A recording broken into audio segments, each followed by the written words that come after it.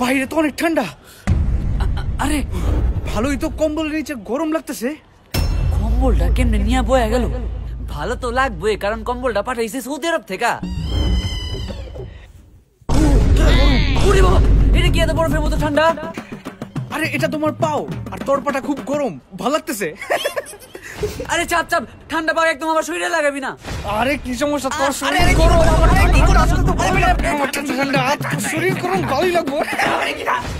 কি ঠান্ডা ঠান্ডা হাত। দোস্ত আইসা বললাম।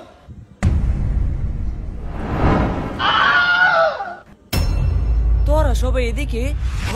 ওই তো আমাকে বললো যে শীতের মধ্যে বাইরে ঘোরাঘুরি না কইরা আয় সবাই মিলা কম্বলের ভিতরে আড্ডা দেই।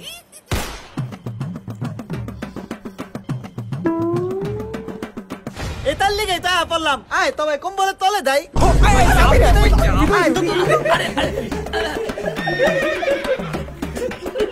আরে বেটা কি করতেছো? আরে বেটা সৌদি আরবে দামি কম্বল, আসতে বো।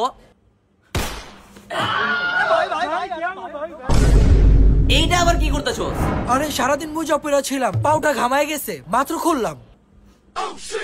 হে তোর পায়ে থেকে তো অনেক গন্ধ হইতাছে, যা তাড়াতাড়ি পাউডার ধুয়ে আয়। আরে ধুর, এই ঠান্ডার মধ্যে পায়ে পানি লাগাবো না।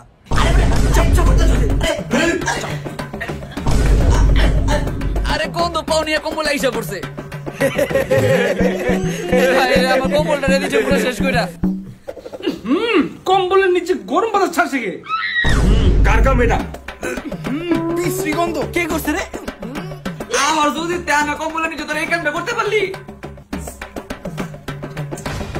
মামা তোর হুডিটা তো জোস। নিতে চাইলে ডার্ক ব্লু পেজের থেকে অর্ডার করিস। কি হলো? এলা ঠিক আছে। বুঝলাম না, তুই সব কম্বল নিয়ে গেলি কেন? এদিকে। আরে আমার এদিকে তো নাই। এদিকে বেটা। আজকে কম্বল দিমু না,